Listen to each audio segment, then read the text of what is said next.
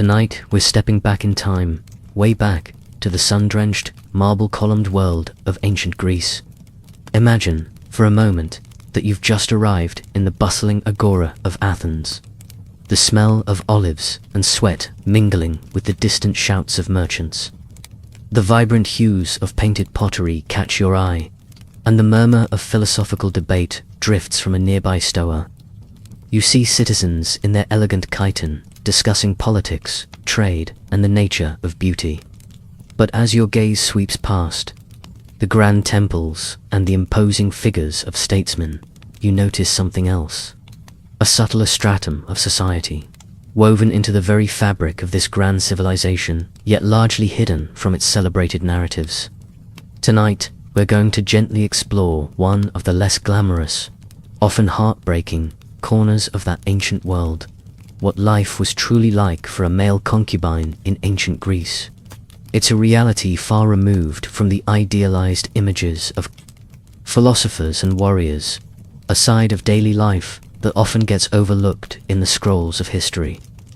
You might encounter an old man arguing passionately about ethics, totally oblivious to the silent, watchful young figure at his side, who, by the end of our journey tonight, you'll understand far better. You probably won't survive a day here, with your modern sensibilities intact, let alone in the shoes of someone so vulnerable. So, before you get comfortable, take a moment to like the video and subscribe, but only if you genuinely enjoy what I do here. And if you're listening, let me know where in the world you are and what time it is for you right now. Now, dim the lights, maybe turn on a fan for that soft background hum. And let's ease into tonight's journey together. You find yourself observing the complex social hierarchy, where citizenship is paramount and freedom is a prized possession. The air hums with intellectual curiosity, but also with unspoken rules and power dynamics. It's a key historical understanding that while grand philosophical ideas blossomed, so did practices that seem utterly foreign and even disturbing to us today. You might notice, for instance, a wealthy Athenian citizen strolling through the market, perhaps with a younger, exceptionally beautiful man accompanying him, not as an equal, but with a subtle deference that hints at their unequal standing. This isn't a typical master-slave dynamic, nor is it a publicly acknowledged partnership. It exists in a peculiar, ill-defined space. A curious detail you might miss at first glance is the way these relationships were often seen as a status symbol, a quiet display of wealth and influence for the patron, much like owning a fine piece of art or a well-bred horse. Historians still argue whether the subtle power plays in these relationships were ever truly reciprocal, or if the veneer of mentorship merely masked a deeper form of exploitation. You're beginning to see that the celebrated ideals of ancient Greece sometimes had a darker, more complex underbelly. As you wander through the winding streets, the sounds of daily life wash over you, the rhythmic clang of a blacksmith's hammer, the distant bleating of goats, the chatter of women at the public fountain.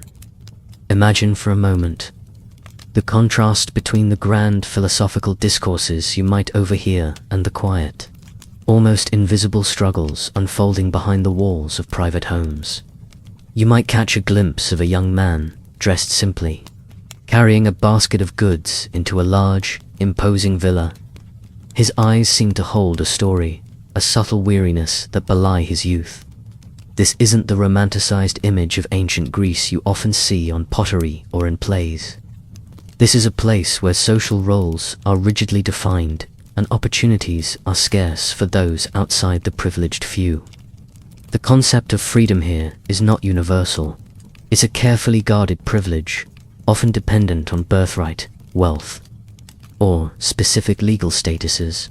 Consider the notion of love and desire in this ancient setting. While poetry and myths celebrated passionate romances, the reality for many was far more transactional. You might ponder how different their understanding of relationships was, lacking the modern emphasis on mutual consent and emotional equality. The very air seems to hum with unspoken expectations and hidden arrangements. It's a society built on a delicate balance of honor, reputation, and strict social codes. You'll soon discover that what was considered acceptable behind closed doors could be vastly different from what was openly acknowledged in the public square. The sun begins to dip lower, casting long shadows across the ancient stones, and you feel the weight of this historical reality settling in. The gentle hum of the evening cicadas provides a calming backdrop. Even as the gravity of the subject begins to unfold, you might also notice the sheer density of life. Every alleyway seems to bustle with activity. Children chase each other, their laughter echoing off stone walls. Vendors hawk their wares, their voices a melodic drone. The scents are myriad: sweet figs, pungent olives, the earthy aroma of freshly baked bread.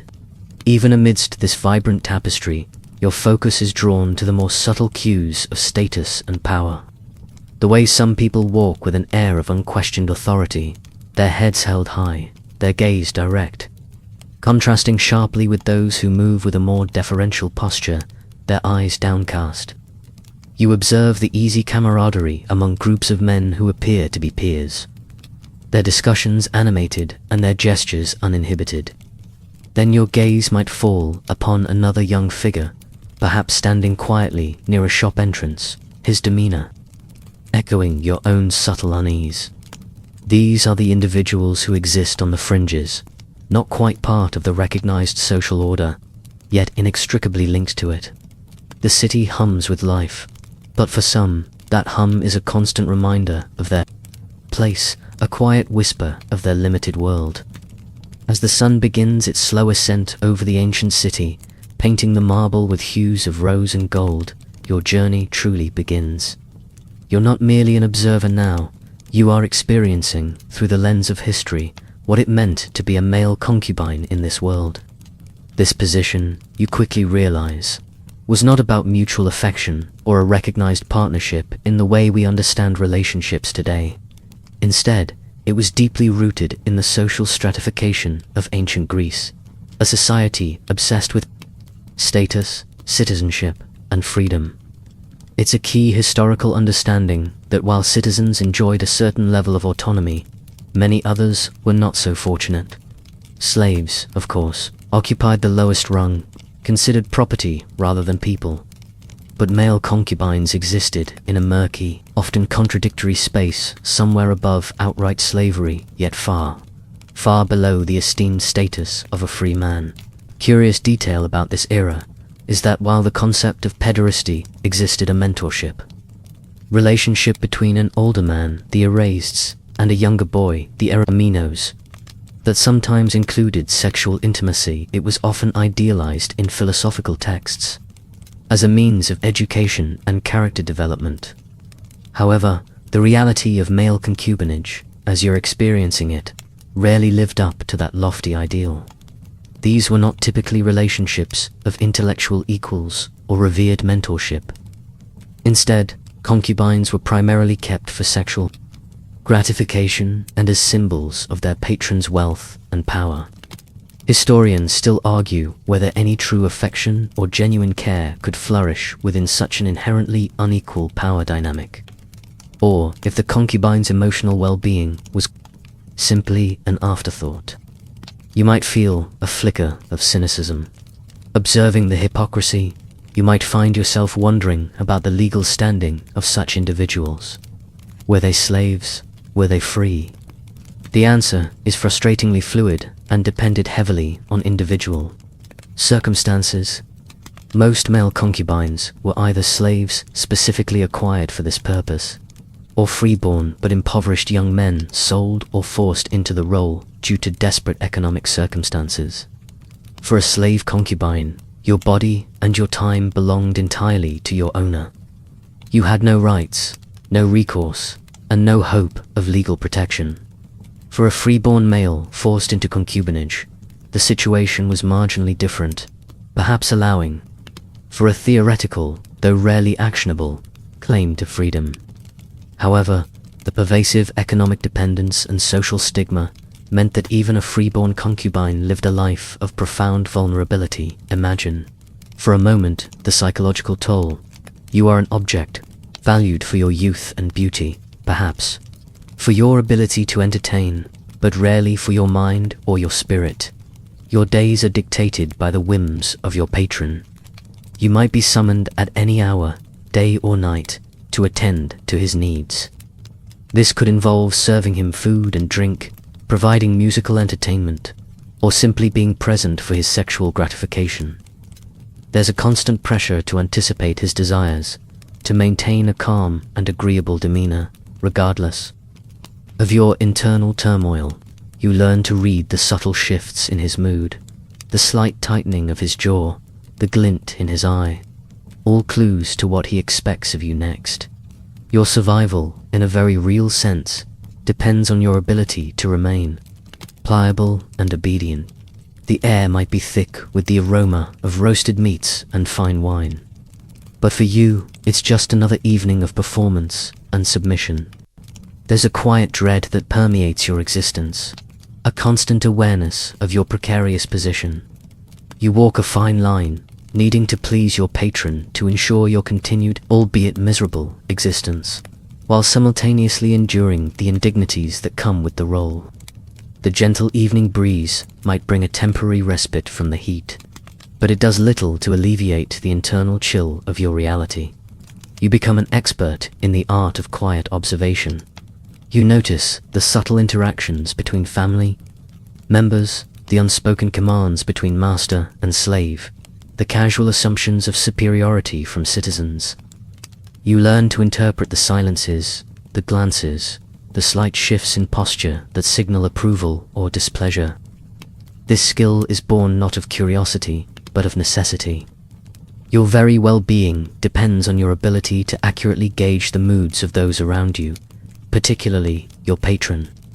You might spend hours in a single room, a silent witness to debates on democracy or discussions about military campaigns, absorbing fragments of knowledge you are not meant to wield.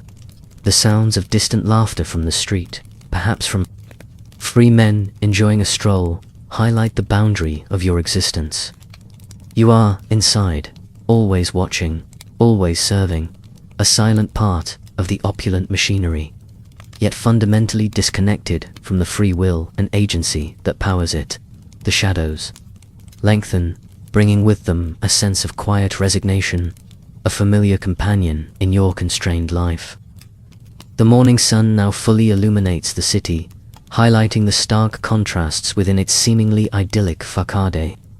You've settled into the rhythm of this peculiar existence, and one thing becomes glaringly clear.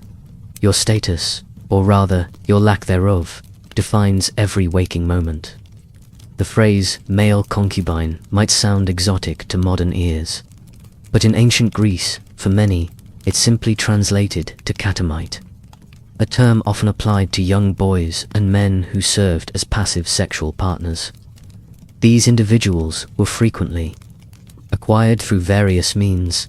Some were war captives, others were children sold by impoverished families, and a few, though likely rare for those truly enslaved, might have been freeborn individuals driven by destitution. This complex origin story for such individuals means that their starting point in this unenviable role could vary, yet the ultimate outcome was remarkably similar in its limitations and hardships.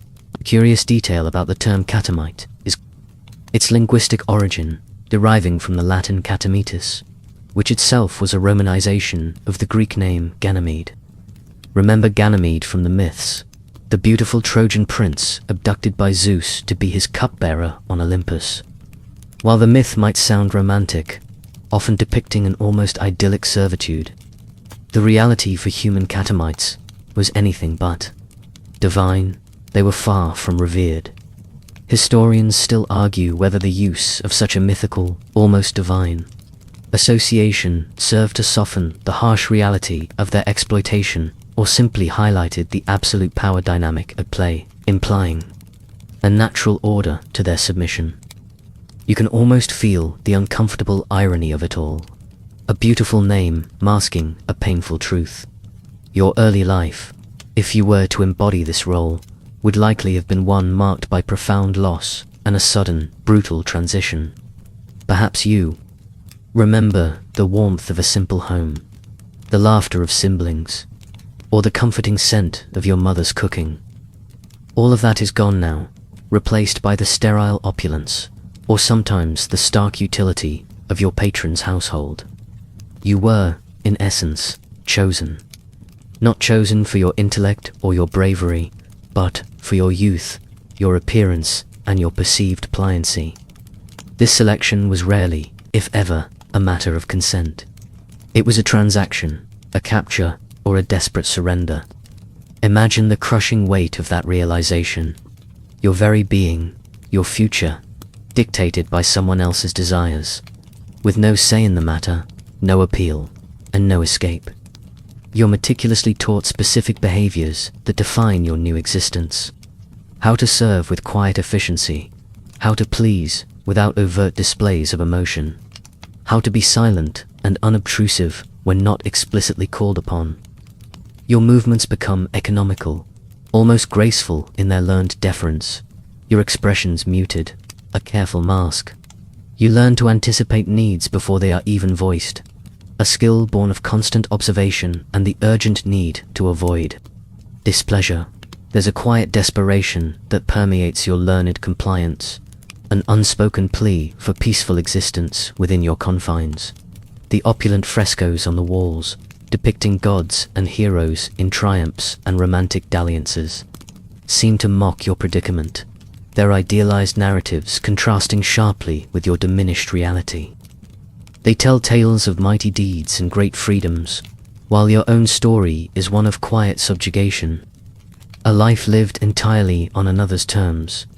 You might even observe other household slaves, perhaps performing more strenuous tasks like grinding grain or hauling water, and wonder if their lot, despite its physical harshness, somehow offers more dignity than your own. At least their labor, however arduous, has a tangible, recognized purpose in the household's function, beyond simply existing for another's gratification. Their daily grind, while grueling, might feel less personally violating. The gentle rustle of olive leaves outside the window offers a fleeting moment of peace, quickly overshadowed by the ever-present awareness of your situation. A constant hum of powerlessness beneath the surface of daily life. As you continue your silent existence within the labyrinthine corridors of your patron's estate, you become acutely aware of the intricate web of power that defines your every interaction. Your patron, typically an older, aristocratic man, holds absolute sway over your life. He is your erased, the older, dominant partner in this arrangement, and you are his Arimenos, the younger, passive one. It was generally understood that these relationships, while often sexual, were framed in philosophical discourse as opportunities for the older man to impart wisdom and knowledge to the younger. However, the reality for a male concubine often fell far short of this idealized model. Instead of intellectual cultivation, your purpose was primarily one of service and gratification. A curious detail is that while Greek society openly acknowledged many forms of same-sex relationships, particularly the pedagogical ones, those involving concubines, were often spoken of in hushed tones or veiled in euphemisms.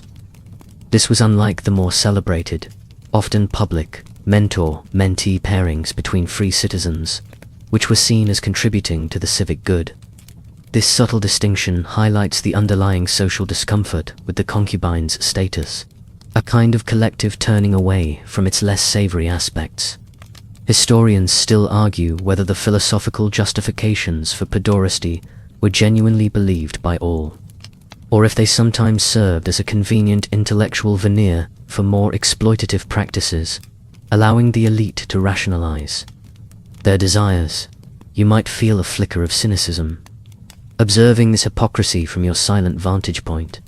Your days are structured around your patron's whims. You might be summoned at any hour, day or night, to attend to his needs, which could range from the mundane to the deeply intimate.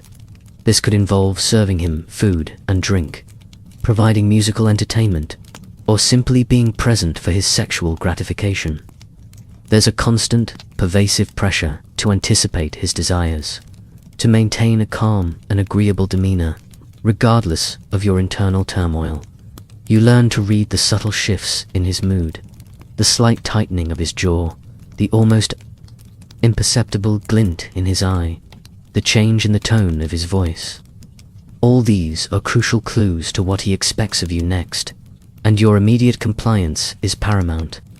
Your survival, in a very real sense, depends on your ability to remain pliable and obedient, a constant performance of submission. Imagine, for a moment, the emotional suppression required for this existence. You cannot express fear, anger, or sadness, at least not openly. Any uncalculated display of genuine emotion might be perceived as defiance, leading to swift and unpleasant consequences. Your true self, your hopes, your dreams, your cherished memories of a life before this servitude, must be carefully tucked away, hidden deep within. They are a secret garden no one else can visit. The luxurious fabrics around you, the rich scents of incense and perfume that fill the villa, are merely a gilded cage. You might be given fine clothing, perhaps even some small trinkets, but these are tokens of your servitude, not symbols of your freedom. They are a display for your patron's friends, a testament to his wealth, not a comfort for your soul. You are, in essence, a living ornament, a beautiful object, a testament to his power and his desires. The distant sounds of a flute, played by some free citizen in a nearby courtyard, remind you of a different kind of life, one filled with unburdened melody and spontaneous joy, a stark contrast to the silent symphony of your own constrained existence. The very air around you feels heavy with unspoken expectations, a constant pressure that never truly lifts. The hours within your patron's home stretch out, filled with a quiet routine dictated by his needs. You begin to understand that while a surface level of mentorship might be paid lip service by your patron, the practical application of it is often absent. You'll find that true educational guidance, encompassing intellectual and moral development, was typically reserved for young, freeborn males, often within the context of the gymnasium or philosophical schools. Your own education, if any, would be limited to practical skills or rudimentary literacy, just enough to fulfill your duties, but certainly not to elevate your social standing or grant you any form of independent thought.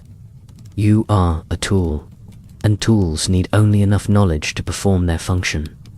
A curious detail is that sometimes concubines were expected to possess certain artistic talents, like playing a musical instrument, singing, or reciting poetry.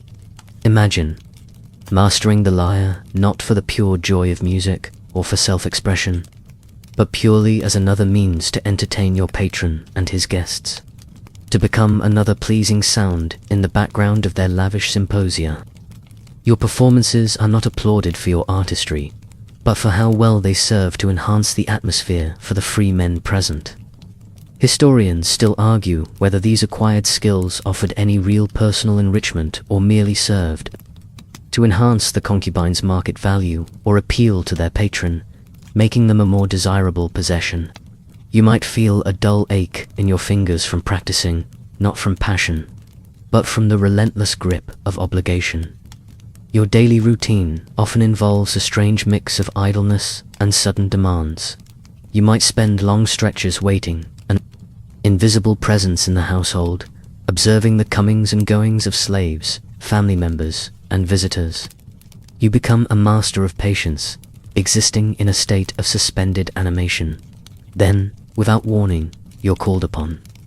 Perhaps your patron desires a massage, or wants you to recline beside him while he reads aloud, or expects you to join him in his private chambers.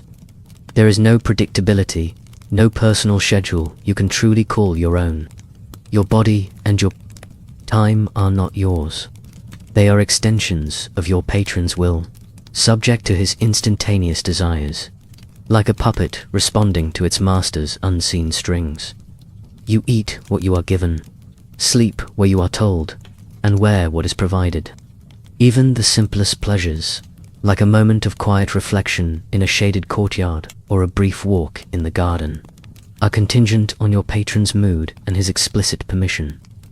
The grand architecture around you, the intricate mosaics underfoot, the sunlight filtering through the peristyle columns, all serve as a beautiful but constant reminder of your confinement.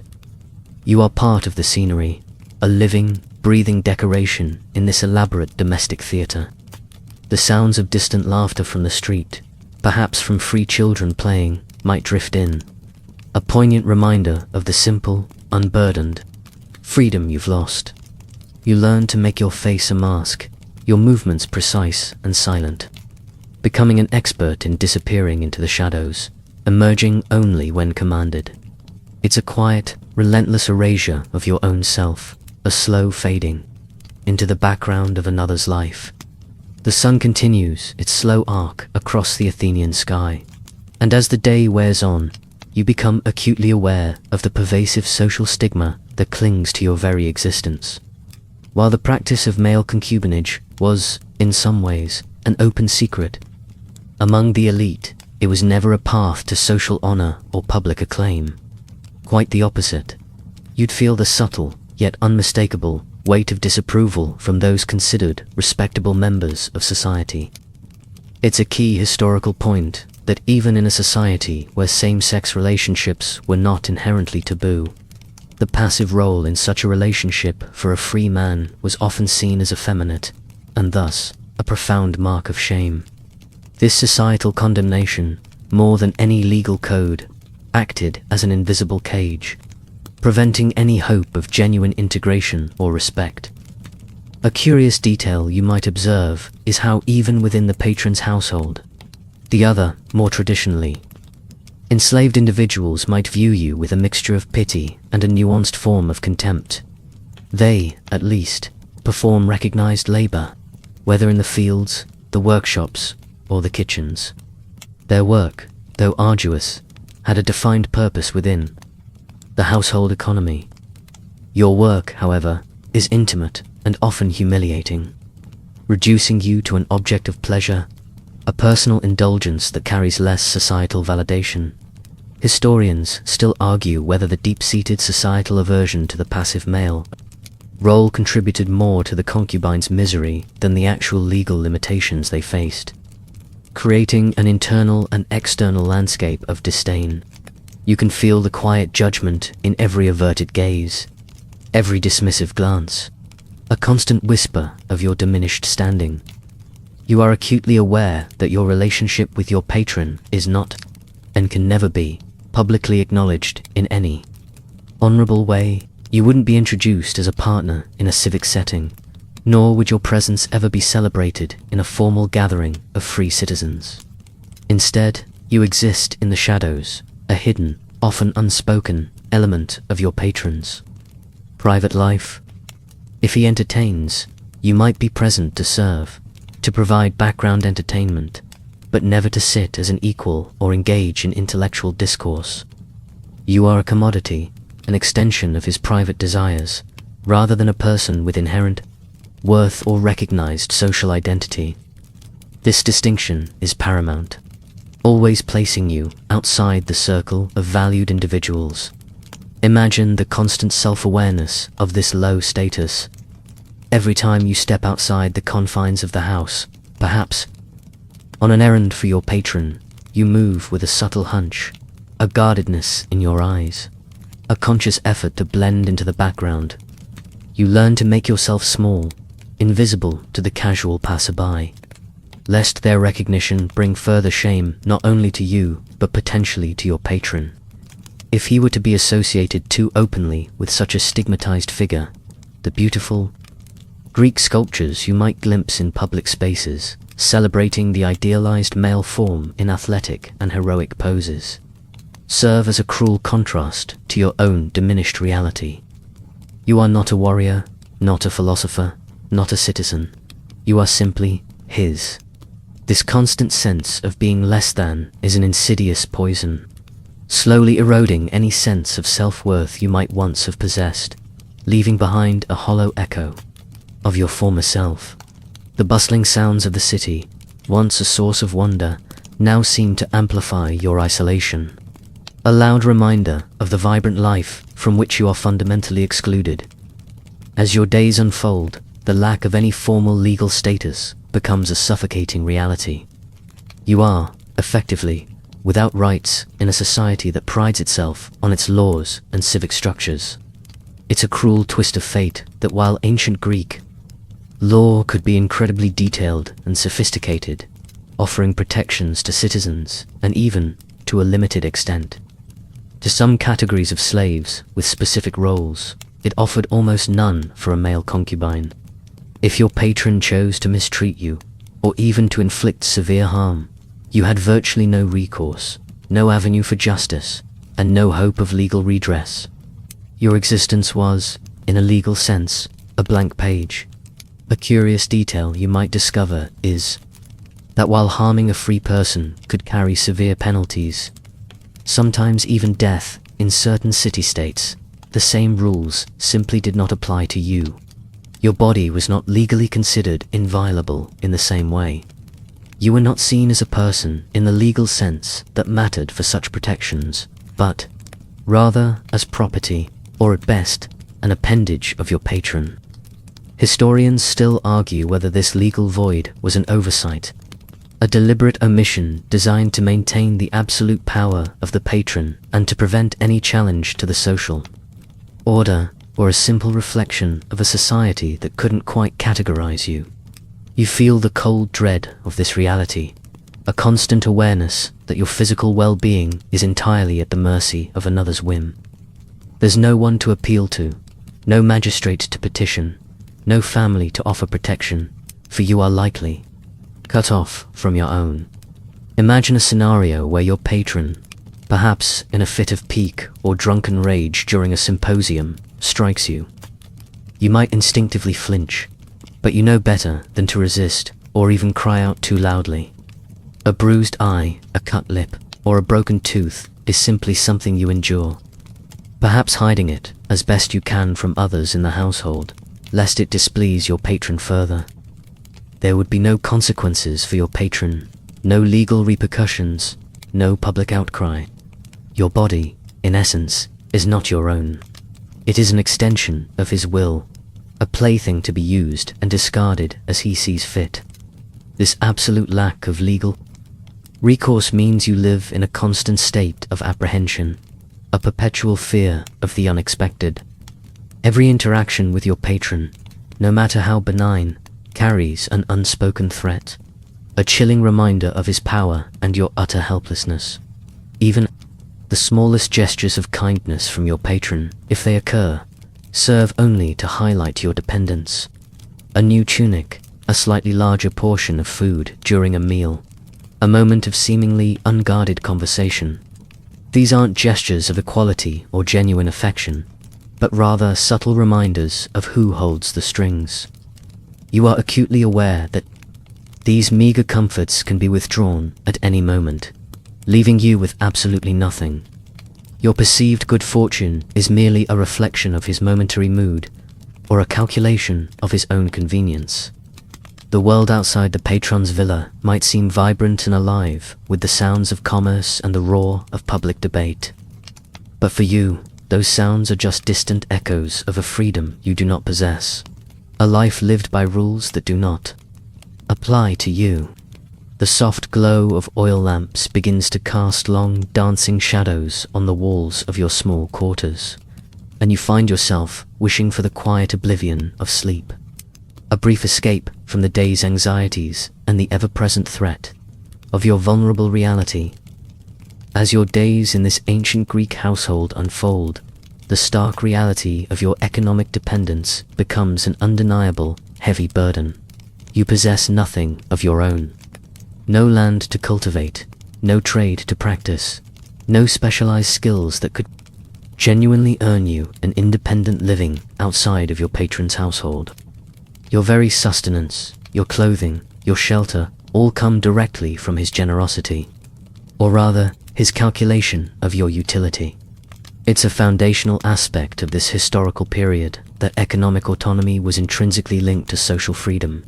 Without the means to support yourself, you were inevitably beholden to another, utterly reliant on their continued provision.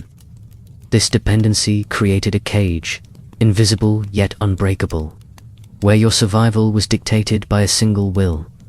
A curious detail you might reflect on is how this reliance creates a peculiar kind of psychological trap, an invisible bond even stronger than physical chains. Even if your patron is not overtly cruel, the constant awareness that your well-being hinges entirely on his whim is debilitating.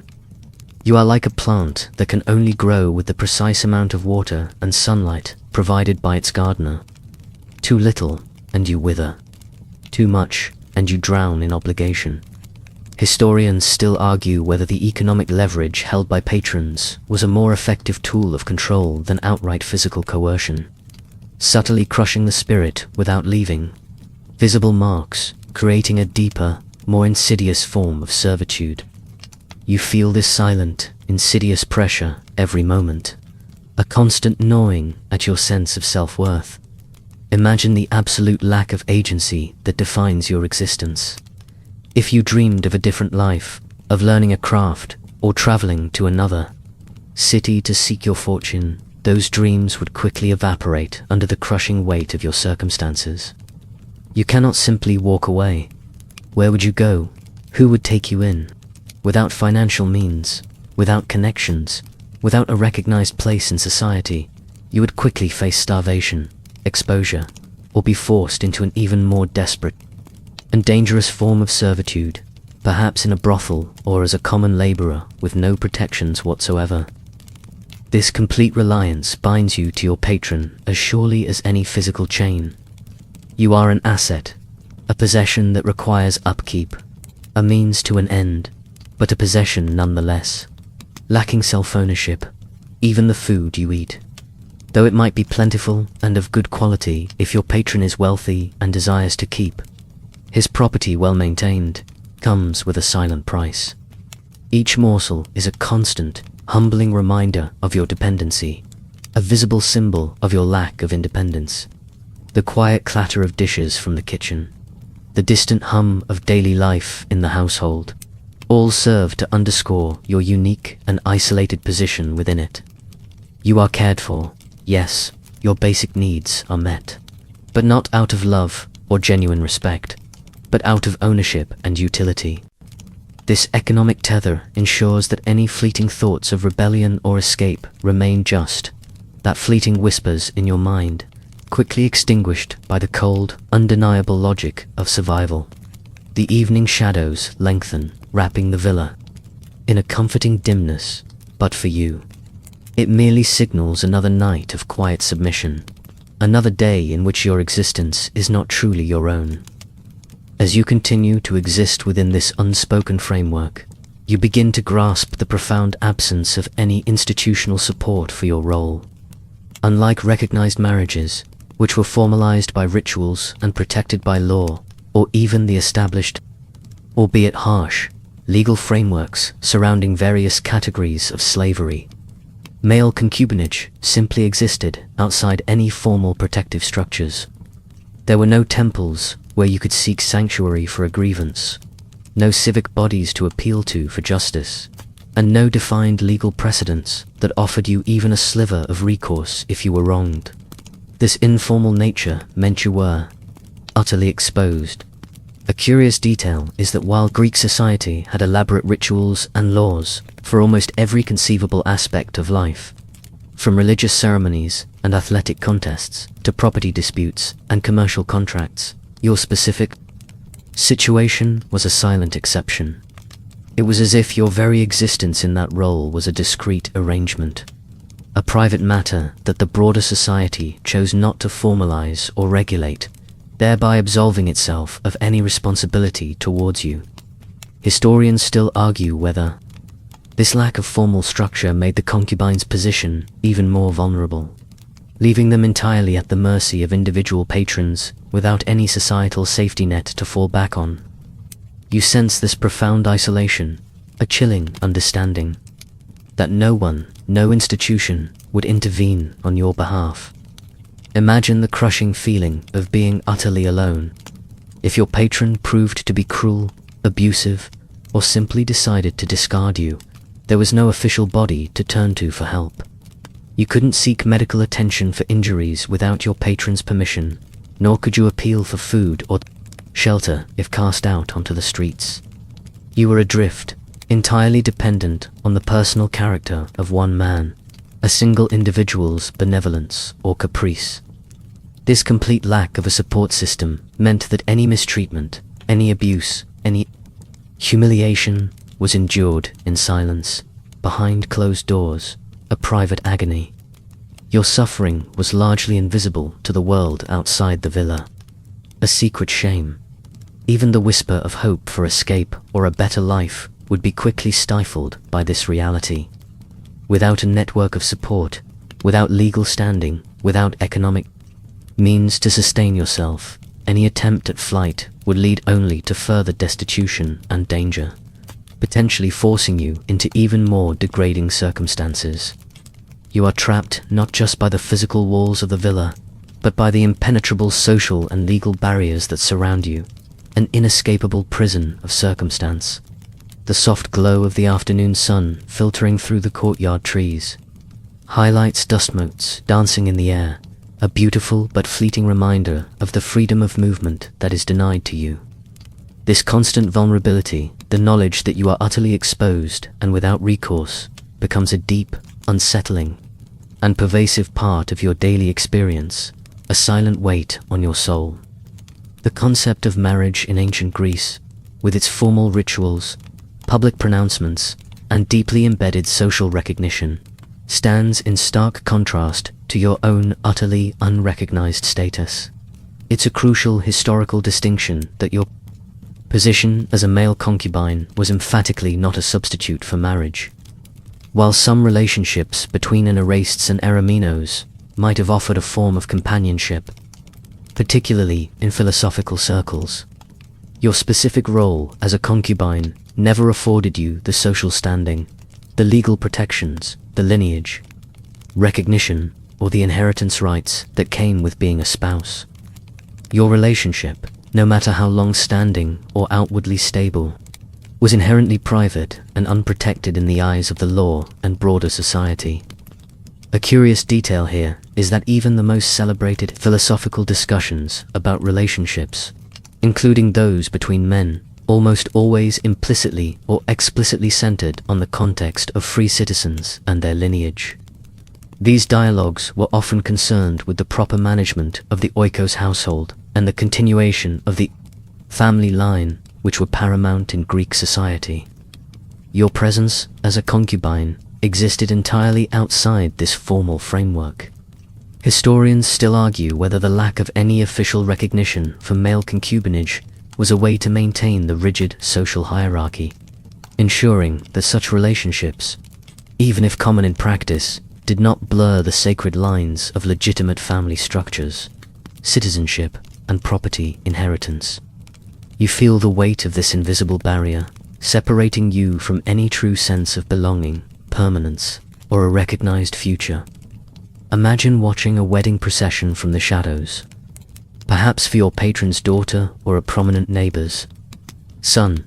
You see the bride, veiled and adorned, led through the streets, accompanied by joyous song and celebratory cheers.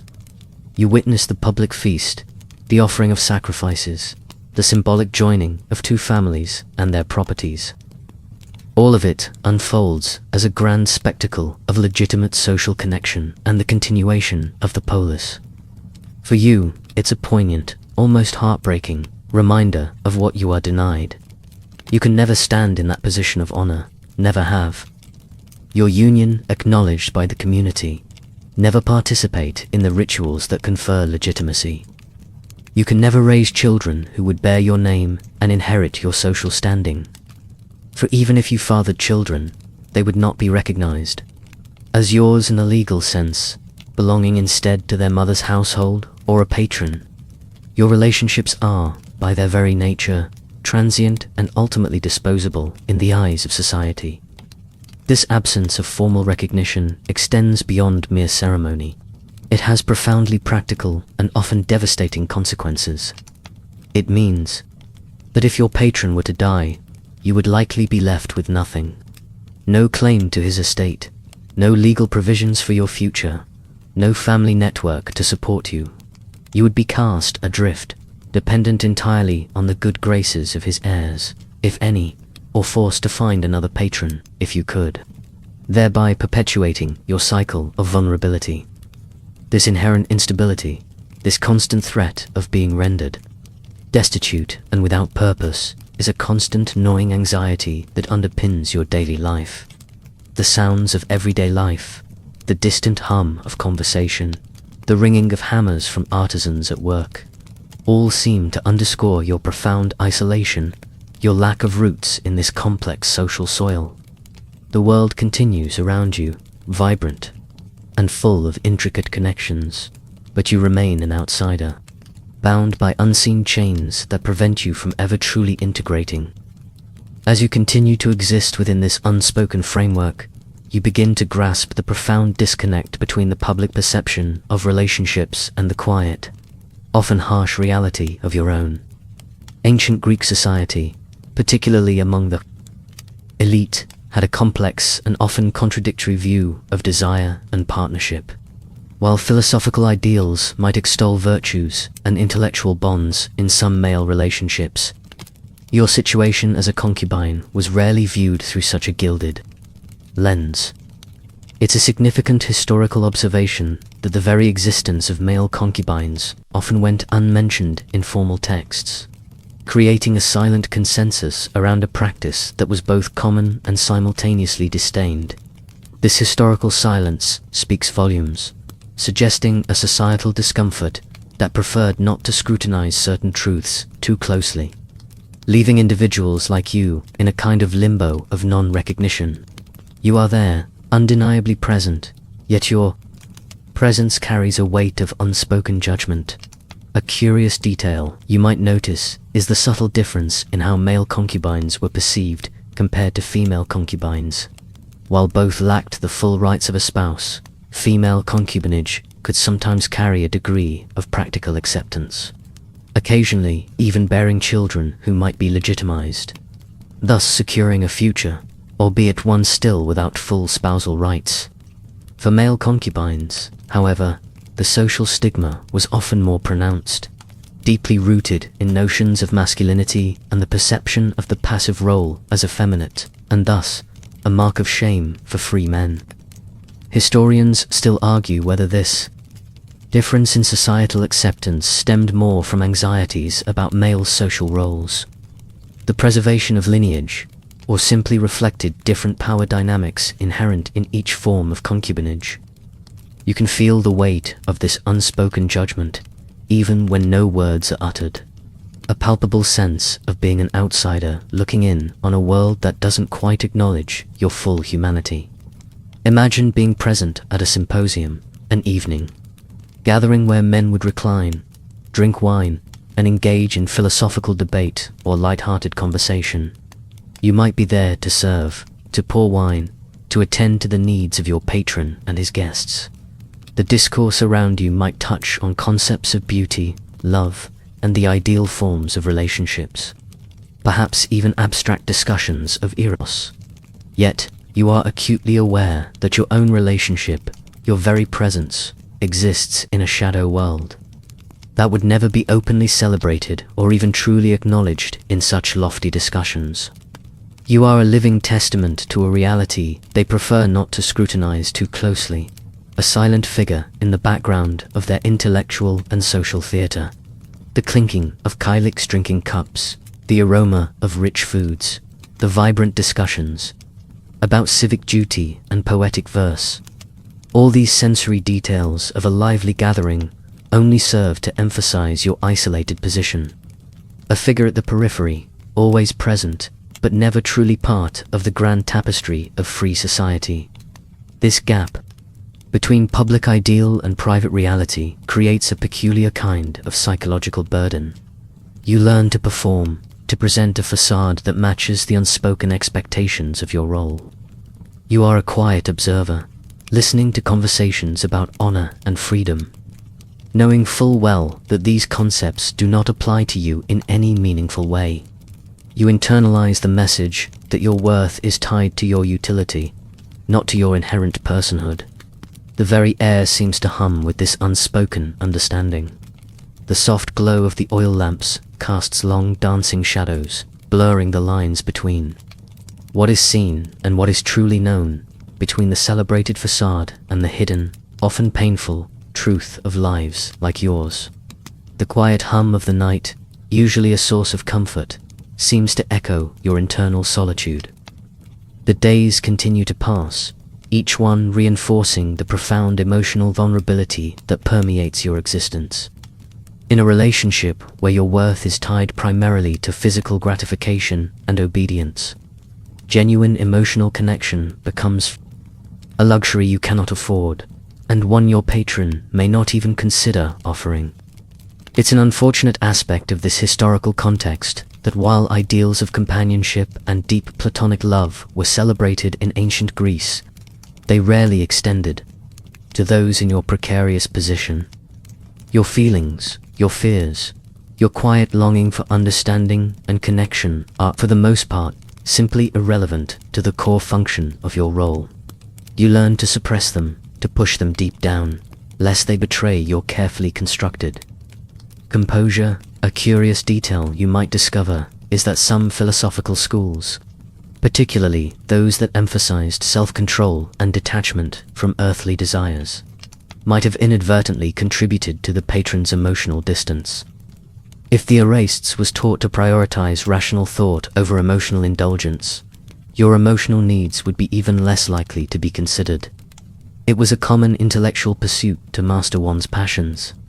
Historians still argue whether this philosophical emphasis on stoicism and rationality, while noble in theory, inadvertently fostered emotional neglect in such power-imbalanced relationships, creating a cold detachment that dehumanized those in your position. You might feel a profound sense of loneliness, even when surrounded by the hustle and bustle of the household, a deep ache for connection that is never satisfied. Imagine a quiet evening, perhaps in your patron's private chambers. He might be engrossed in a scroll, or simply lost in thought, the flickering light from a single oil lamp illuminating the ancient script. You are present, a silent sentinel, perhaps refilling his wine cup or adjusting his cushion. In such moments of stillness, you might long for a kind word, a moment of genuine human connection that transcends the transactional nature of your bond. But such moments are rare, fleeting, and often fraught with risk. Any attempt on your part to seek emotional comfort, a comforting glance, or a soft touch, might be seen as an impertinence, a blurring of lines that your patron would quickly, and perhaps harshly, correct. You learn to temper your expectations, to extinguish any flicker of hope for true intimacy, conditioning yourself to emotional scarcity. This constant emotional deprivation leaves a deep and insidious mark. You become adept at self-preservation, at guarding your heart from further disappointment and pain. The luxurious surroundings, the fine food you might eat, the beautiful art that adorns the walls, all these material comforts seem hollow, and without meaning, without the warmth of genuine human connection.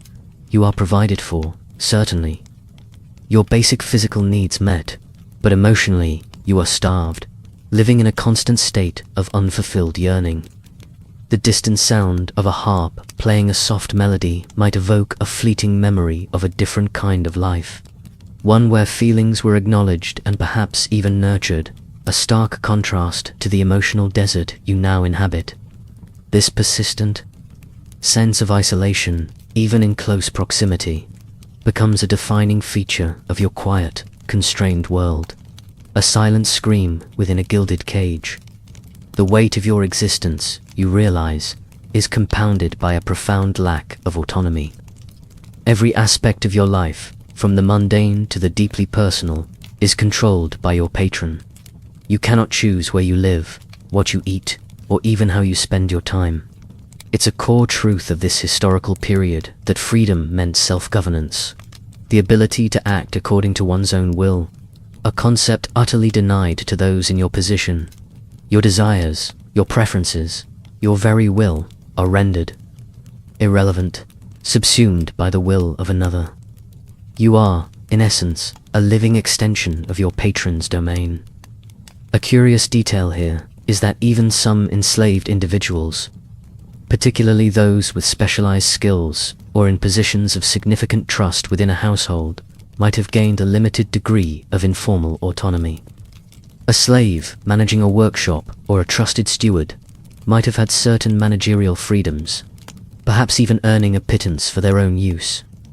But for a male concubine, the very nature of the role often precluded such freedoms. Your utility was tied intrinsically to your availability and compliance, not to your independent initiative or decision-making. Historians still argue whether this profound lack of personal agency was more psychologically damaging than any physical hardship, slowly eroding the individual's sense of self, leaving them feeling like a mere object rather than a person. You feel this internal erosion every day, a gradual diminishing of your own personhood. Imagine the simple desire to walk freely through the bustling streets of the city, to choose your own path, to linger at a market stall that catches your eye, to decide to visit a friend. These are fundamental freedoms you simply do not possess. If you leave the villa, it is only at your patron's explicit command, and typically under his watchful eye or that of his trusted servants. Your movements are circumscribed, your world confined to the boundaries he sets. There's a subtle but constant supervision, an invisible leash that keeps you tethered to his will. Always aware of the need to return, always aware of who you belong to. You are always aware of being observed, even when seemingly alone, fostering a pervasive sense of being perpetually accountable. This constant state of being controlled, of having no voice in your own destiny, creates a suffocating environment that slowly stifles your spirit. You might find yourself retreating further inward, nurturing a private world of thought that no one can touch, a small refuge for the parts of yourself that remain stubbornly your own. This internal sanctuary is a desperate attempt to retain some semblance of self in a world determined to erase it. But even this internal refuge is fragile, easily shattered by an unexpected summons or a harsh word, pulling you abruptly back into the reality of your servitude. The sounds of birds chirping freely outside the villa's walls, a simple symphony of unburdened life, serves as a poignant reminder of the unassailable liberty that is so casually denied to you. This constant suppression of your will, this pervasive lack of autonomy, becomes a defining, inescapable element of your quiet despair, a silent scream of the spirit. As the sun crests the midday sky, casting harsh shadows, you find yourself increasingly pressed into the role of entertainment within your patron's lavish symposia. These gatherings, a cornerstone of ancient Greek aristocratic life, were far more than mere dinner parties. They were intellectual salons, drinking bouts, and social showcases all rolled into one, designed to display the patron's wealth, taste, and intellectual prowess. Your presence, as a concubine, was often integral to the atmosphere, a living ornament. Alongside the music, wine, and witty conversation meant to enhance the experience for the free male guests. It's a fundamental aspect of historical understanding that the entertainment provided at these events was diverse, ranging from philosophical discourse and poetry recitation to more base forms of amusement and sexual gratification. A curious detail you might observe is how the lines between passive presence and active performance blur for you, making your role ambiguous and often taxing.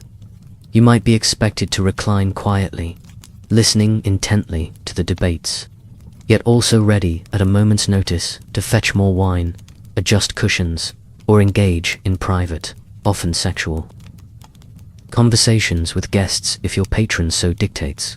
Sometimes, you might even be called upon to play the lyre, sing a song, or recite poetry. Your talents becoming another facet of the evening's carefully orchestrated entertainment. Historians still argue whether this expectation to perform, even artistically, contributed to a perceived shred of dignity, allowing for some self-expression, or if it merely deepened the exploitation by making your person and talents entirely transactional, reducing them to mere services for hire. You feel the constant pressure to be on, to be agreeable, charming, and ever ready to please. Even when your soul aches with exhaustion or revulsion, imagine the scene. The room is filled with the boisterous laughter of wealthy, educated men, their voices rising and falling with the ebb and flow of discussion. The air is thick with the scent of roasted meat, fine wine, and perfumed oils, creating an intoxicating sensory experience for the attendees. Discussions range from the latest political intrigues and naval battles to abstract philosophical concepts about the nature of the cosmos and the ideal forms of government. You are there, physically present, perhaps even physically close to your patron, yet you are fundamentally an outsider to their world of intellect, power, and unburdened freedom. Your primary role is to enhance their pleasure and comfort, not to participate in their profound discourse as an equal. You might offer a witty remark or a knowing glance if you dare, but always with the underlying understanding that your contribution is for their amusement. A fleeting spark of entertainment, not for intellectual engagement or genuine contribution. To the conversation, this constant exposure to a world of privilege and freedom that is utterly denied to you creates a profound sense of irony and detachment. You serve the finest wines in exquisitely crafted vessels. Listen to the most profound thoughts articulated by sharp minds, and witness the unbridled camaraderie of free men, all while knowing you are merely a backdrop, a beautiful fixture in their elaborate stage production. The clinking of the drinking cups, the echoes of their laughter, the very warmth of the fire in the hearth. All these sensory details of a lively gathering only serve to amplify your quiet solitude and your inherent exclusion.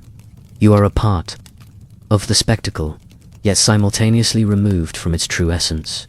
Forever on the outside looking in, a silent, beautiful prop in their grand, boisterous drama. Your own thoughts and feelings existing in a private, unspoken universe. Beyond the confines of Athens, your understanding of concubinage broadens, revealing the surprising diversity of ancient Greek city-states. While your Athenian experience has been one of subtle confinement and social invisibility, other regions held different, sometimes radically contrasting, views. Take Sparta, for instance. It's a fascinating historical point that Spartan society, renowned for its militaristic discipline, approached male relationships with a pragmatism that might surprise you.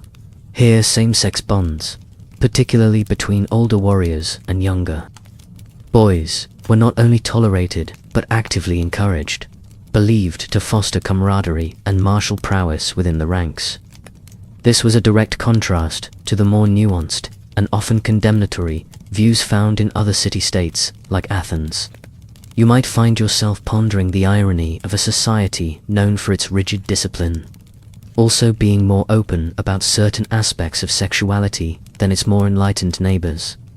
A curious detail is that in Sparta, these relationships were often seen as a form of rigorous mentorship, where the elder Erasts guided the younger Eromenos in physical training, military tactics, and the strict codes of Spartan citizenship.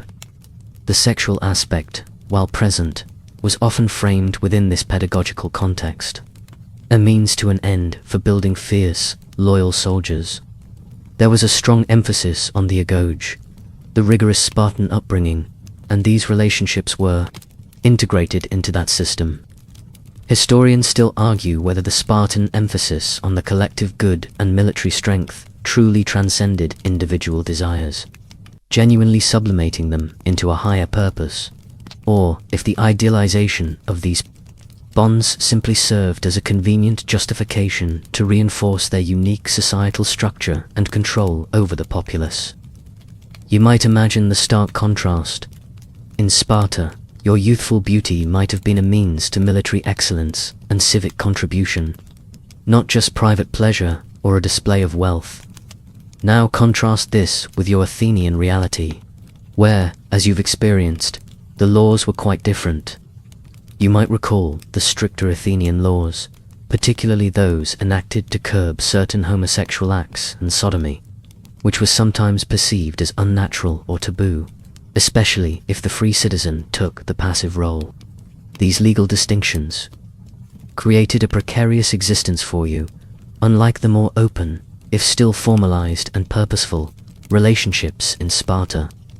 You'd feel the constant anxiety of living under such laws, where certain acts, if performed with a free citizen outside the specific hidden bounds of your role as a concubine, could lead to severe penalties, even public shaming or loss of rights for the free person involved. This dual standard, where the patron might escape censure but the concubine was always vulnerable, was a cruel reality. This divergence between city-states highlights the fragmented nature of ancient Greece. There wasn't one unified Greek way of life, but a mosaic of customs, laws, and philosophies, often fiercely independent and sometimes contradictory. For someone in your position, this meant that merely crossing a border could shift the very definition of your existence. In Athens, you were largely hidden, a discrete part of a wealthy man's private life, existing in a grey area of social and legal ambiguity. In Sparta, a similar bond, albeit with different societal emphasis and purpose, might have been a public, if disciplined, part of life, woven into the very fabric of their military and educational system. You might even hear whispers of other regions, like Thebes, where the sacred band, an elite military unit composed of pairs of male lovers, was revered for its unmatched bravery and cohesion, suggesting yet another interpretation of male bonds. The quiet hum of the Athenian city, filled with its own specific rules and judgments, underscores the narrow confines of your particular reality. You are constantly reminded that your existence is contingent on these specific local customs and legal interpretations. The freedom to simply be yourself, or even to express genuine affection, is tightly bound by these invisible lines drawn. On the ancient map, the gentle breeze carries the scent of pine and distant sea, but it does little to dispel the heavy atmosphere of a life lived under the shadow of societal and legal constraints. Unique to your immediate surroundings, the serene backdrop of ancient Greece, with its marble temples and philosophical debates, often masks a grim underlying truth. For individuals like yourself, sexual assault and forced intercourse were pervasive realities, carried out with chilling impunity by those in power. It's a stark historical fact that while ancient Greek law could be severe for offences against free citizens, particularly regarding their bodies and their honor, these protections simply did not extend to you, the male concubine. You existed in a legal blind spot, a shadowy zone where your consent was deemed utterly irrelevant and your body was considered a consumable commodity. This was not merely an oversight in their legal code. It was a deeply ingrained aspect of the power structures that governed your existence. A curious detail you might find particularly unsettling is the chilling double standard that existed. If a free citizen, especially a male citizen, were to be sexually assaulted or forced, it was considered a grave offense against their honor and their civic standing, often punishable by harsh fines, public shaming, or even death, as it represented a profound violation of their personal autonomy and status. Yet, for a concubine, such acts by a patron or his privileged guests were largely outside the purview of the law. You were considered to be in a state of perpetual minority, or non-personhood in this specific context. Historians still argue whether this legal vacuum was a deliberate mechanism to maintain the absolute power of the elite, allowing them unfettered access to those beneath them in the social hierarchy, or simply a reflection of a society that did not recognize your personhood in a way that warranted the same protective legal framework afforded to its citizens. You feel the cold dread of this reality, a constant, sickening awareness that your body is not your own and its use is dictated entirely by another's desire. Imagine the countless nights of fear and humiliation. You might be summoned to your patron's chambers, or even be exposed to his friends during a symposium, compelled to participate in acts that fill you with revulsion. There is no escape, no refusal that would not bring even harsher consequences. Your forced compliance is not just expected, it is demanded, a silent duty that is part of the unspoken contract of your existence. Any physical or emotional resistance would likely be met with further violence, or, at the very least, severe punishment that could range from public humiliation to outright physical harm, potentially even death. You learn to dissociate, to retreat into your mind, creating a mental fortress against the indignities your body endure, hoping to somehow detach your spirit from the physical pain. The whispers of the wind through the olive trees outside offer no comfort, only a soft, indifferent sigh, as if the very air itself is complicit in your suffering. This absolute lack of accountability for your abusers creates a profound and inescapable sense of helplessness. There is no one to tell, no authority to appeal to. The very society that built grand monuments to justice and reason, that celebrated the rule of law and the sanctity of the polis, turns a blind eye to your plight. You are a chattel, a tool for gratification, and your suffering is simply part of the unspoken cost of existing in such a vulnerable position within their social architecture. The grand pronouncements of virtue and liberty made by the philosophers like Plato and Aristotle, often heard echoing through the intellectual circles of Athens, seem like hollow, mocking echoes in the face of your personal reality.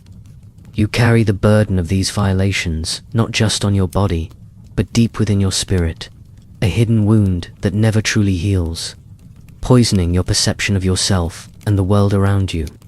The soft flicker of the oil lamp in your room seems to highlight the pervasive darkness that envelops your life, a reflection of your own inner turmoil and the despair that often creeps in during the quiet hours of the night. Despite the bleakness of your situation, you begin to observe the curious fluidity of status that could exist even for those in your vulnerable position. While your overall social standing was undeniably low, your individual experience was profoundly shaped by the wealth and social standing of your patron. It's a key historical insight that life for an enslaved person or a concubine was not a monolithic experience. A powerful, affluent patron could, at times, offer a surprising degree of material comfort and relative safety compared to a poorer, less influential one.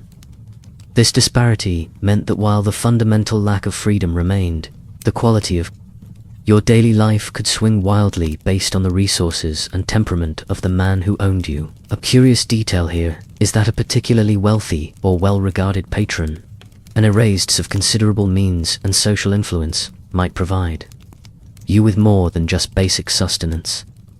You might receive better clothing made of finer fabrics, more palatable and diverse food, and perhaps even a private room, a small, quiet space that offered a modicum of privacy within the sprawling household. This private space, however small, could be an invaluable refuge from the constant scrutiny of other household members. Your physical safety, too, could be somewhat enhanced simply because your patron's reputation and influence might deter others from overt mistreatment or interference. With his property, historians still argue whether these occasional creature comforts were genuine acts of benevolence, a subtle form of possessiveness over a valuable asset, or simply a reflection of the patron's overall lavish lifestyle extending to all his possessions, including human ones. You feel the subtle difference.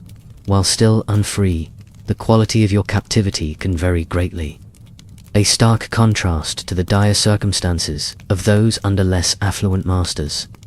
Imagine being in the household of a truly prominent Athenian, perhaps a statesman, a celebrated general, or a renowned philosopher with extensive landholdings.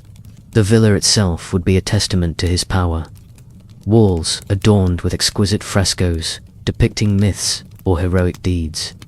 The gardens lush and meticulously kept, filled with fragrant herbs and blooming flowers, and the food served at symposia would be the finest available, brought from distant lands. In such an environment, you might be dressed in finer tunics, perhaps even allowed to wear a modest piece of jewelry, a subtle badge of your patron's wealth rather than your own dignity. Your days might be less physically arduous, filled more with attending to your patron's intellectual or personal needs, fetching scrolls, preparing his bath, acting as a personal attendant, rather than heavy manual labor. You might even travel with him on his political or commercial journeys, seeing parts of the Greek world, like distant colonies or other city-states, that others in your position could only dream of. However, this comparative comfort is a gilded cage. Remember, it doesn't equate to freedom or dignity.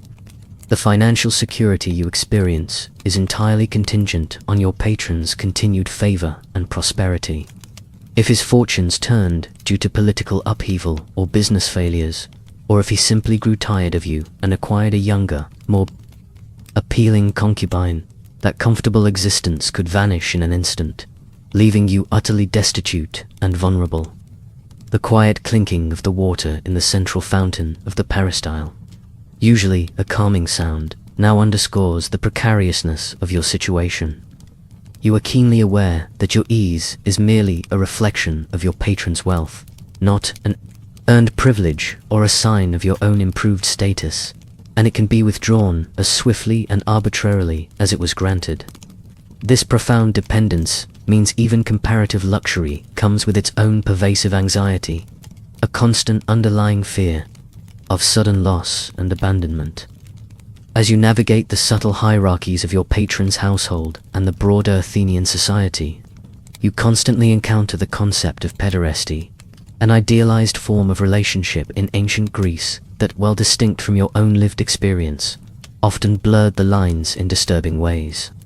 Pederasty, in its purest theoretical form, as discussed by philosophers like Plato and Xenophon, was understood as a pedagogical relationship between an older, free man, Erastes, and a younger, free boy, Eromenos, typically an adolescent.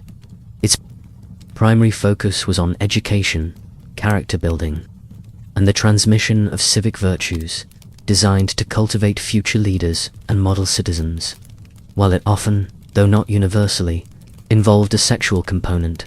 The intellectual and moral development was supposedly paramount. It's a crucial historical distinction that this was primarily a practice among citizens, intended to cultivate future leaders, not to exploit the vulnerable. A curious detail is that while many philosophical texts praised pederasty as a noble pursuit, emphasizing the Erastes' role as a mentor and the Eromenos' active pursuit of erudite excellence and wisdom, the reality of male concubinage often inverted this ideal entirely. For you, the mentorship was superficial, if it existed at all, consisting more of instructions on service than intellectual guidance. Your excellence was judged primarily by your compliance, physical appeal, and ability to satisfy your patron's desires, not by your moral or intellectual growth. Historians still argue whether the philosophical ideal of pederasty served as a genuine aspiration for many Greeks, or if it was sometimes used as a convenient rhetorical device to legitimize or even romanticize inherent power imbalances, inadvertently contributing to the acceptance of exploitative relationships like yours. By providing a veneer of intellectual respectability, you feel the sharp sting of this theoretical perfection clashing so violently with your harsh, transactional reality. Imagine overhearing a conversation during a symposium where your patron and his friends discuss the virtues of a young Eromenos. They know, perhaps a son of a fellow citizen. They praise his intelligence, his athletic prowess, and his promising future as a citizen. Speaking of love, Eros, being a pathway to wisdom, a means of shaping a young man into a responsible and virtuous member of the polis. They might wax lyrical about the beauty of the soul and its connection to physical beauty. You might serve them wine during this discussion, your presence unnoticed, as the profound irony washes over you. Your own relationship with your patron, while physically similar in some aspects to those described, lacks any such elevating or ennobling purpose. You are not being sculpted into a citizen. You are being consumed, your youth and body serving another's pleasure and status, without any reciprocal benefit to your character or future. This constant exposure to the idealized version of male relationships, while living the stark, utilitarian reality of your own, creates a profound sense of otherness and bitter disillusionment. You are not learning rhetoric or civic duties. You are learning obedience, subservience, and the art of self-effacement. The discussions of Eros as a divine force, of love as a motivator for noble deeds and intellectual pursuit, seem utterly foreign to your own transactional existence, where your worth is measured only by your immediate usefulness. The sounds of the symposium, once a cacophony of voices, now seem to separate into distinct streams. The elevated discussions of the free, articulate citizens, and the silent, unspoken truth of your own personal servitude, a reality that exists just beneath the surface of their refined world. The moonlight filtering through the windows seems to illuminate this profound divide, casting you firmly into the shadows of the unacknowledged and the unideal. Beyond the philosophical ideals of pederasty, you confront the harsh reality of how male concubines were perceived in terms of their physical appearance and expected dress. Unlike the free eromenoi who might be admired for their athletic build or natural beauty, your aesthetic was carefully cultivated and controlled by your patron. It's a crucial historical point that your body was not entirely your own, but a part of your patron's display of wealth and taste, and therefore its presentation was rigorously managed. A curious detail here is that while free Greek men typically wore simple, practical tunics and cloaks, often favoring a more rugged or natural appearance, your attire might be more ornate or deliberately revealing. You might be dressed in softer, more brightly colored fabrics, perhaps with subtle adornments or perfumes that would be considered effeminate or ostentatious for a citizen. Historians still argue whether this distinctive dress was meant to enhance your appeal, to mark you as a luxury item, or to visibly differentiate you from free men, reinforcing your lower status. You feel the subtle discomfort of being adorned, knowing that each piece of fabric, each scent, is not for your comfort or self-expression, but for the pleasure and projection of your patron. Imagine standing silently in a room, perhaps at a symposium, dressed in a light, finely woven chiton that accentuates your form. Your hair might be styled, perhaps even perfumed, in a way that is distinctly different from the short, practical cuts of the free men around you. You are a living aesthetic, part of the visual and sensory experience for your patron and his guests. You are aware of their gazes, their quiet appraisals, and the way your appearance contributes to the atmosphere of luxury and indulgence. This constant awareness of being physically judged, of being reduced to an object of beauty or desire, is profoundly dehumanizing. This emphasis on your physical presentation means that even your body, your most personal possession, is not truly yours. It is maintained, groomed, and presented for another's consumption. You might be required to bathe frequently, to oil your skin, to maintain a youthful, unblemished appearance, all tasks that reinforce your objectification. The fleeting beauty of youth, which for a free man might lead to marriage and family, for you means continued servitude. The mirror reflects a carefully constructed image, but behind the eyes there's a silent resignation. The sounds of the symposium, once distant, now feel intensely close. The murmurs and laughter creating an oppressive atmosphere where your body is constantly on display. This meticulous control over your appearance underscores the profound lack of control you have over any aspect of your life. Beyond the philosophical ideals of pederasty, you confront the harsh reality of how male concubines were perceived in terms of their physical appearance and expected dress. Unlike the free Iramaya, who might be admired for their athletic build or natural beauty, your aesthetic was carefully cultivated and controlled by your patron. It's a crucial historical point that your body was not entirely your own, but a part of your patron's display of wealth and taste, and therefore its presentation was rigorously managed. This management extended to every detail, from the cut of your hair to the scent on your skin, transforming you into a curated object rather than a self-determining individual. A curious detail here is that while free Greek men typically wore simple, practical tunics and cloaks, often favoring a more rugged, austere, or natural appearance that emphasized their citizenship and participation in military life, your attire might be markedly different. You might be dressed in softer, more brightly colored fabrics, perhaps with subtle adornments or perfumes that would be considered effeminate or ostentatious for a citizen. This deliberate difference in dress served multiple purposes. It could enhance your appeal to your patron and his guests, mark you as a luxury item, and perhaps most importantly, visibly differentiate you from free men, reinforcing your lower, non-citizen status. Historians still argue whether this distinctive dress was primarily for aesthetic pleasure or for social demarcation. You feel the subtle discomfort of being adorned, knowing that each piece of fabric, each scent, is not for your comfort or self-expression, but for the pleasure and projection of your patron's identity and power. Imagine standing silently in a room, perhaps at a symposium, dressed in a light, finely woven chiton that drapes gracefully, subtly accentuating your form. Your hair might be styled in longer locks, perhaps even perfumed and intricately arranged, in a way that is distinctly different from the short, practical cuts favored by the free men around you. You are a living aesthetic, a part of the visual and sensory experience for your patron and his guests. You are acutely aware of their gazes, their quiet appraisals, the way their eyes linger, and the way your appearance contributes to the atmosphere of luxury, indulgence, and perhaps even exoticism. This constant awareness of being physically judged, of being reduced to an object of beauty or desire, is profoundly dehumanizing, stripping away your inner self in favor of an outer facade. This emphasis on your physical presentation means that even your body, your most intimate and personal possession, is not truly yours to command or define.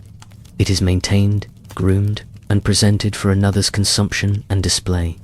You might be required to bathe frequently, to oil your skin, to maintain a youthful, unblemished appearance. All tasks that reinforce your objectification and the idea that your primary value lies in your physical form.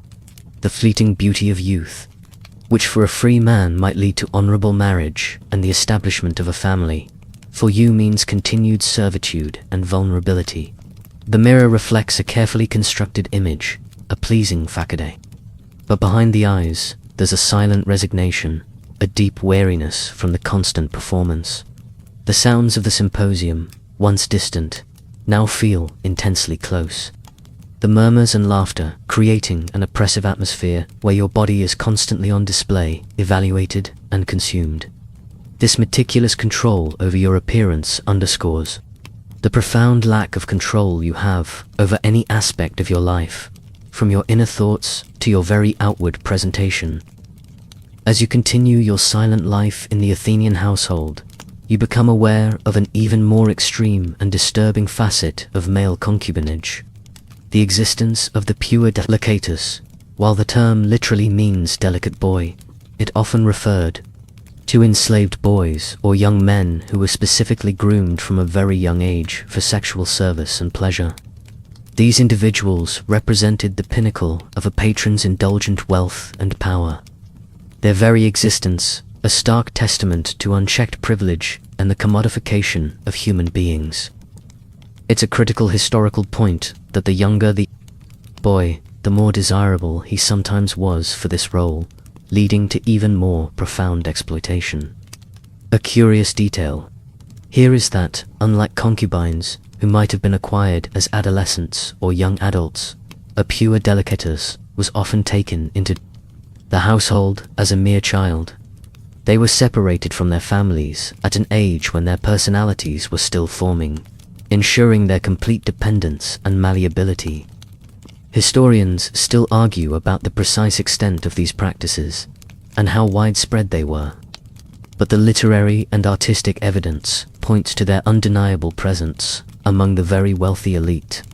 You might witness a younger boy in the household, perhaps even younger than yourself, moving with an even greater sense of fragility and obedience, a chilling premonition of what his future might hold. The innocence in his eyes, slowly fading with each passing day, would be a painful sight. Imagine the psychological trauma inflicted upon such a child. Raised entirely within the confines of their patron's desires, their sense of self would be utterly warped. They wouldn't know a life free from constant scrutiny or the expectation of sexual service.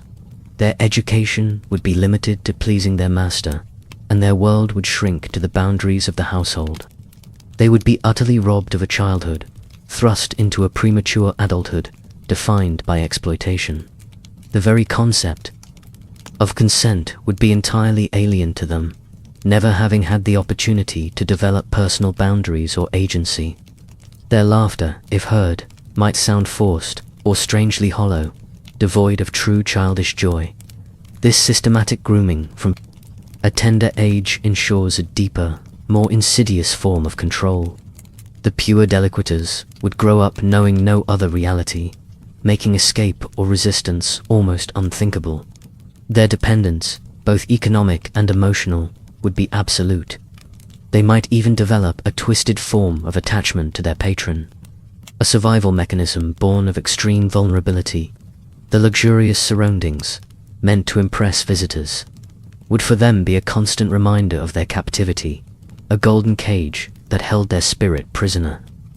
The sounds of the bustling city outside, full of the uninhibited cries of free children, would only serve to highlight the profound, irreversible loss of their own stolen youth and innocence, a silent tragedy unfolding within the seemingly idyllic walls of the villa. As you continue to observe the hidden lives within the wealthy Athenian household, a chilling and often disturbing practice comes into stark focus: castration. While not universal or always explicitly documented for every concubine, it was a known and horrifying reality for some, particularly those destined for long-term service as pori delicati or highly prized household servants. This irreversible physical alteration served multiple, brutal purposes: to preserve a youthful, unblemished appearance, to ensure perpetual docility, and to eliminate the possibility of sirring legitimate heirs, who might complicate inheritance or challenge a patron's authority. It's a critical historical point that this practice was primarily about maintaining control and enhancing a specific, often sexual, aesthetic, rather than for any medical reason. A curious detail here is that eunuchs, or castrated males, held a complex and sometimes paradoxical position in ancient societies, including parts of Greece, and more prominently in the Persian Empire, which influenced Greek practices. While they were physically mutilated, they could sometimes rise to positions of considerable power and trust within royal courts or wealthy households, precisely because they posed no threat to lineage and were seen as utterly loyal due to their complete dependence. However, for a concubine, castration was typically about maintaining their physical form and ensuring a perpetual submissive state. Historians still debate the prevalence of this practice, specifically for male concubines in Athens, but its very possibility casts a long, dark shadow over your existence, a terrifying extreme of patriarchal control. You might encounter an older eunuch in the household, perhaps a trusted servant, whose smooth, youthful features betray the painful history of his past, a silent warning of what depths of control were possible. Imagine the sheer horror of such an ordeal, to have your body, your very essence of masculinity, irrevocably altered, not by choice, but by force. The physical pain would be immense, but the psychological and emotional trauma would be infinitely deeper. You would be stripped not only of your capacity for fatherhood, but also, in the eyes of society, of your full manhood, forever marked as other. This act of mutilation would serve as the ultimate expression of your patron's absolute power, a complete and total subjugation that leaves an indelible mark, both visible and invisible. Your identity would be fundamentally reshaped by this violation. This practice underscores the terrifying vulnerability of those in your position, highlighting the absolute lack of bodily autonomy. Your body is not simply used for gratification. It can be fundamentally reshaped to better serve the desires and anxieties of your patron. It is the ultimate act of commodification, reducing a human being to a manipulated object. The cool marble floors beneath your bare feet, usually solid and comforting, might suddenly feel cold and menacing, echoing the chill of this grim possibility. The sounds of daily life, the distant hum of the city, become muted, replaced by the terrifying whisper of fear, a constant awareness of the extreme lengths to which power could be asserted. This ultimate violation of the self, to be physically unmade for another's purpose, represents the absolute nadir of human dignity within. This ancient system, amidst the pervasive system of concubinage and the terrifying realities it entailed, you might, surprisingly, catch whispers of early attempts at legal regulation, though these were often limited and, crucially, not designed for your protection. Instead, these laws were primarily concerned with the preservation of citizen honor, the prevention of aristocratic scandal, and the proper maintenance of the social order, not the rights or well-being of the concubine. It's a key historical point that any legal discussions around male sexual relationships primarily focused on the active and passive roles taken by free citizens, and the potential for disgrace if a free man took a traditionally submissive role. Curious detail here is that Athenian law, for example, had provisions that could punish a free citizen who willingly submitted to sexual penetration by another free man, particularly if it implied an effeminate nature or a lack of self-control, which was seen as unbecoming of a citizen. Such an act could lead to atemia, a loss of civic rights, including the right to speak in the assembly or hold public office. However, these laws did not protect you, the concubine. In fact, your very existence, as someone who by definition occupied the passive role, was often implicitly acknowledged as outside the realm of honorable citizenship.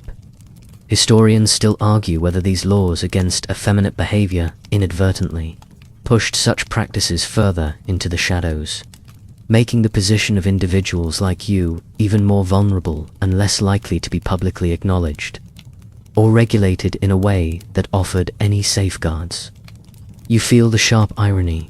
The laws protect those who exploit, not those who are exploited.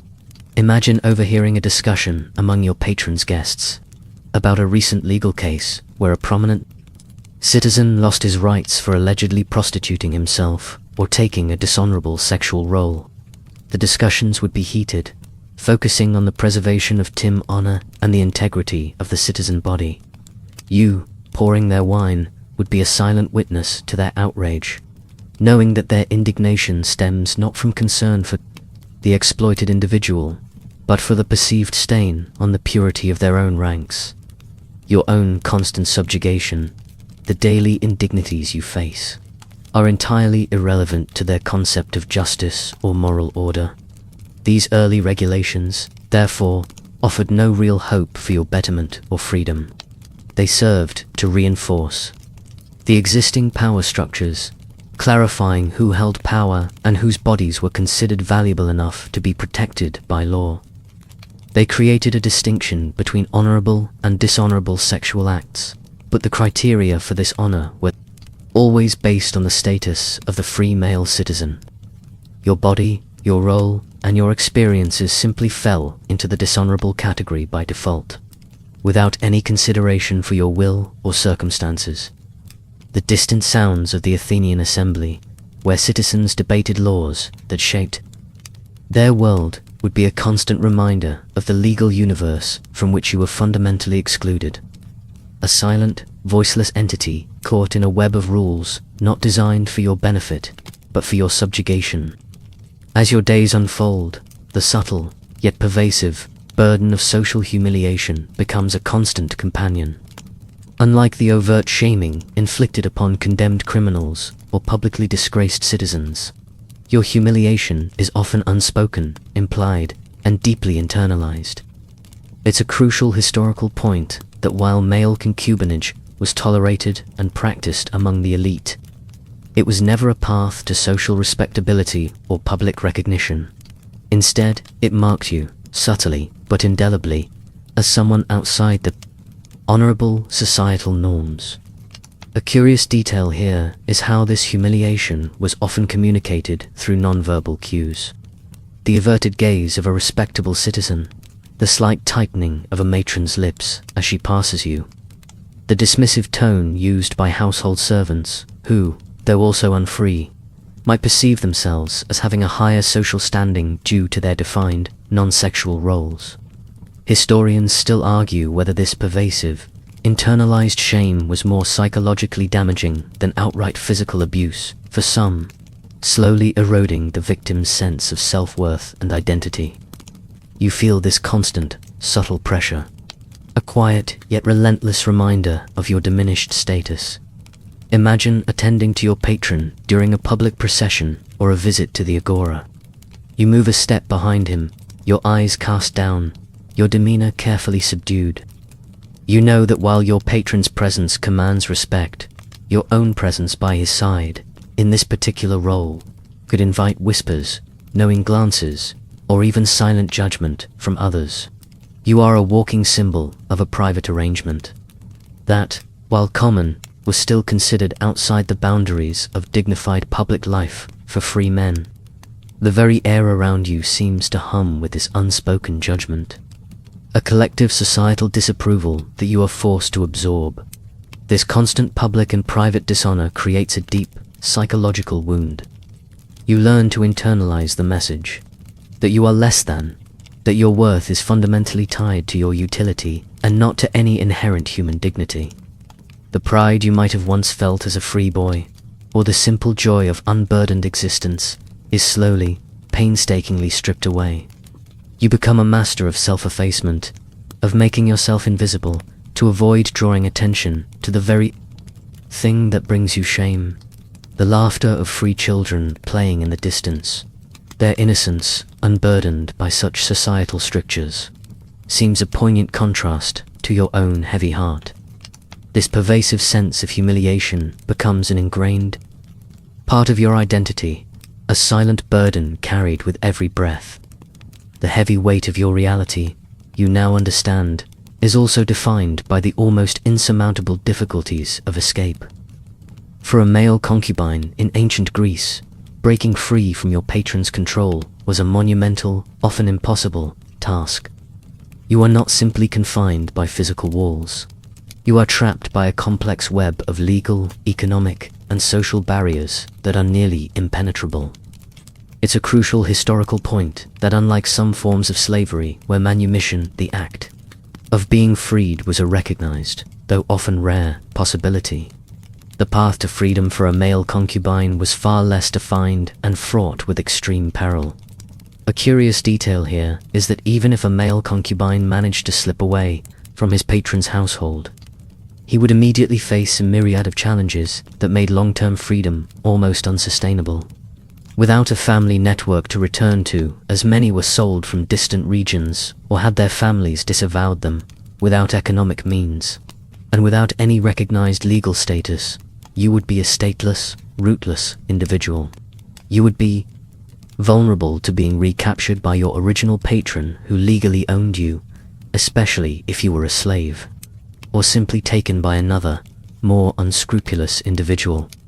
Historians still argue whether the absence of clear legal pathways to freedom was a deliberate design to ensure total control, or simply a reflection of a society that couldn't conceive of a positive role for such individuals outside of their servitude.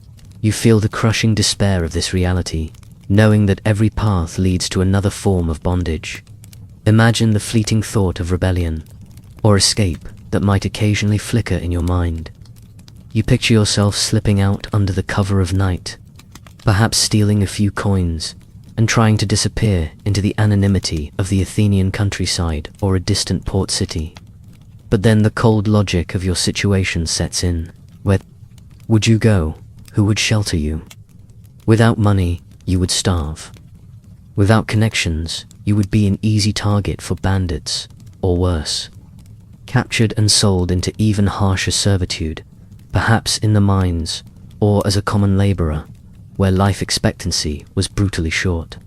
The fear of recapture and the severe punishment that would inevitably follow acts as a powerful deterrent, binding you more effectively than any chain. This almost complete lack of viable escape routes means you are forced into a position of resigned acceptance. Your life is not your own to shape or choose. The very notion of self-determination, so celebrated among the free citizens of Athens, is a cruel joke for you. You learn to suppress any longing for liberty, to extinguish the embers of hope, because nurturing them only leads to deeper pain. The sounds of distant travelers on the road, their laughter echoing in the night, are a poignant reminder of the expansive world beyond your reach, a world that offers no refuge for someone like you. Your dreams of freedom are just that, dreams fading into the cold, stark reality of your perpetual confinement. The cumulative weight of your experiences, the constant subjugation, the lack of rights, and the pervasive social stigma begins to manifest as a deep, insidious, internalized shame. It's a psychological burden far heavier than any physical task, a silent poison that slowly erodes your sense of self-worth and identity.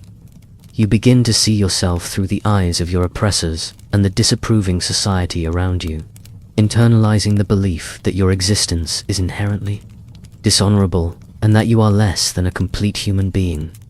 This is a critical historical point, as psychological impacts of such widespread sanctioned exploitation are often overlooked in historical accounts. A curious detail here is how this internalized shame can lead to a kind of self-policing. You might unconsciously adopt the very behaviors and attitudes that society expects of you as a concubine, believing them to be your true nature. You might become overly deferential, avoid eye contact, speak softly, and suppress any spontaneous displays of emotion or opinion, not just out of fear of punishment, but because you genuinely believe such expressions are not allowed for someone like you. Historians still argue whether this internalization was a survival mechanism that protected the individual from further pain by dulling their self-perception, or if it was the ultimate victory of the oppressive system, making the victim complicit in their own dehumanization. You feel this subtle shift within yourself, a gradual extinguishing of your own vibrant spirit. Imagine catching your reflection in a polished bronze mirror or a still pool of water. Instead of seeing a person with hopes, dreams, and a unique personality, you might begin to see what your patron sees: a beautiful object, a compliant servant, a vessel for another's desires. The youthful features that once held promise now seem to be merely tools of your captivity. The very idea of personal agency, of having desires that are truly your own and worthy of pursuit, becomes a distant, almost forgotten memory. You might even find yourself agreeing with the societal judgment, believing that your current state is somehow unnatural or deserved, consequence of your past or your birth. This constant internal battle, this struggle against a self-perception imposed by others, is profoundly isolating. You cannot share this inner turmoil with anyone for fear of appearing ungrateful, rebellious, or simply mad. So, you carry this shame alone, a silent companion that whispers insidious doubts into your mind day and night. The warmth of the sun on your skin, the beauty of the Athenian landscape, the simple pleasures of life, all seem muted and dulled by this pervasive sense of unworthiness. You become a ghost in your own life, existing physically but diminishing internally, a profound and tragic consequence of your position. This internalized shame cements your captivity, not just within the villa, but within the very confines of your own mind. As the centuries passed and the glory of ancient Greece began to wane, new philosophical and religious currents emerged that would profoundly impact the social landscape, including, albeit slowly, the practice of concubinage. The most significant of these was the rise of Christianity. While it would take centuries for its influence to fully permeate society, the core tenets of early Christian thought, with their emphasis on spiritual equality, the sanctity of individual life, and a more restrictive view of sexual morality, began to chip away at the long-standing pagan practices that had normalized concubine. It's a crucial historical turning point that these new moral frameworks, even if initially applied imperfectly, challenged the very foundations of practices like yours. A curious detail here is that early Christian teachings, while advocating for a stricter sexual ethic overall, often condemned all non-marital sexual relationships, including those involving concubines, whether male or female. This was a radical departure from the more fluid and often permissive sexual mores of pagan Greece and Rome. While not immediately leading to widespread abolition, these condemnations gradually shifted public opinion and legal frameworks, pushing practices like male concubinage further into the realm of the illicit and sinful. Historians still argue whether the Christian emphasis on the spiritual rather than the physical, and the notion of a universal moral law, genuinely improved the lot of the exploited, or simply replaced one form of subjugation with another, albeit with different justifications. You might imagine the faint whispers of this new faith, initially dismissed as strange, slowly growing into a roar that would reshape the world around you. Imagine a future where the grand temples of Zeus and Athena, so central to Athenian life, begin to stand empty, their statues draped or removed, replaced by smaller, simpler Christian churches. You might hear missionaries speaking of a God who sees all souls as equal in his eyes, regardless of social status or origin. This concept, so utterly alien to the hierarchical society you inhabit, would be revolutionary, almost unfathomable. While this nascent Christianity would have its own forms of intolerance and social control, its condemnation of practices rooted in sexual exploitation, particularly of the vulnerable, would eventually erode the social acceptance that had allowed concubinage to flourish. This new moral compass, however slowly, began to dismantle the ideological underpinnings that had justified your existence. The idea that all individuals possessed an inherent spiritual worth, even those considered property or objects of desire, was a powerful, if often hypocritical, challenge to the ancient order. The very ground beneath the feet of your patrons would begin to subtly shift, as the foundations of their unquestioned dominance were questioned by a burgeoning moral authority. The sounds of pagan festivals, once vibrant and all-encompassing, would gradually be replaced by the quiet chanting of Christian hymns, signaling a new era with different, though perhaps not immediately kinder, rules. Your fate, though still precarious, would become entwined with these sweeping societal transformations, hinting at a distant future where such practices might eventually become obsolete. The inexorable march of time, coupled with the profound cultural and religious shifts ushered in by Christianity, ultimately led to the decline of male concubinage in the ancient world. This wasn't an overnight revolution, but a slow, gradual process spanning centuries, as new legal codes, moral frameworks, and social sensibilities took root. The practices that had defined your existence, once openly tolerated or implicitly accepted, slowly faded into disrepute, eventually becoming condemned and, in many regions, outlawed. It's a crucial historical development that reflects a significant transformation in Western societal views on sexuality, individual rights, and the treatment of vulnerable populations. A curious detail here is that the decline wasn't solely due to Christian morality. Economic changes also played a role. As the Roman Empire, which had absorbed Greece, began to face internal strife and external pressures, the large, slave-based households, which facilitated practices like concubinage, became less common.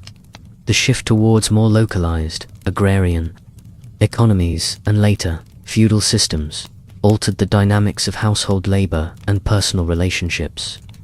Moreover, evolving ideas about family, inheritance, and the role of the individual within society contributed to the slow erosion of practices that had once been commonplace.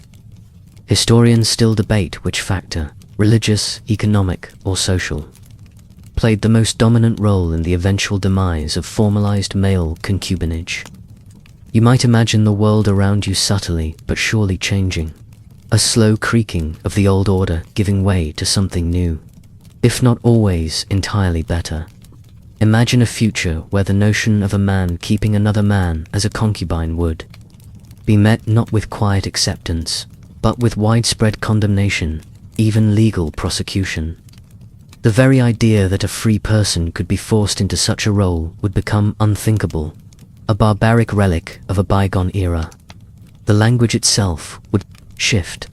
Terms like catamite would become historical curiosities, imbued with a sense of past injustice rather than current reality. The grand villas that once housed such arrangements would either fall into ruin or be repurposed, their walls no longer echoing the silent suffering of those within. This slow but undeniable societal evolution offers a bittersweet perspective. While you, in your historical reality, might never experience this freedom, the knowledge that such practices would eventually be relegated to the dustbin of history provides a flicker of posthumous vindication. The relentless pressures of emerging moralities and changing social structures would eventually render your particular form of servitude obsolete. The distant sounds of the changing world, perhaps the tolling of a church bell replacing the old temple drums, signify not just a new religion, but a different kind of human society beginning to take shape. One that, however imperfectly, would eventually strive for different ideals regarding human dignity and autonomy. Your suffering, though, real and profound, would become a testament to a time that ultimately, and thankfully, passed. As the centuries truly roll on, and the dust of ancient Greece settles into the annals of history, you gain the ability to look back and reflect on the lasting legacy of male concubinage. It is a legacy marked by pain, exploitation, and the profound dehumanization of individuals, a stark counterpoint to the celebrated intellectual and artistic achievements of the era. This practice left deep, invisible scars on the individuals caught within its grasp, scars that resonated through generations, even as the specific practice faded into obscurity. It's a crucial historical understanding that while societies evolve, the human cost of their institutions, particularly those that deny fundamental rights, remains a powerful and enduring lesson. A curious detail here is how the historical silence surrounding male concubinage contributed to its lasting impact. Because it was often unacknowledged in formal legal or philosophical texts, its reality was left largely to be inferred from indirect evidence, pottery, fragmented poems, and legal speeches that hint at its existence without explicitly detailing the lives of those involved. This lack of explicit historical record means that the voices of those who suffered are largely unheard, their experiences relegated to the realm of conjecture rather than direct testimony. Historians continue to piece together this painful past, attempting to give voice to the voiceless. You might feel a sense of profound injustice, knowing that your story and the stories of countless others like you have been largely erased from the celebrated narrative of this powerful civilization. Imagine trying to explain your life to someone from a truly free future. How would you convey the subtle terror of economic dependence, the chilling impunity of abuse, the soul-crushing weight of social stigma?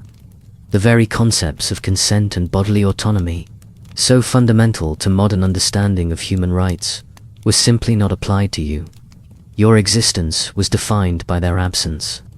The beauty of the temples, the profundity of the philosophies, the democratic ideals, all these achievements would seem tainted, shadowed by the systemic exploitation that underpinned so much of the society.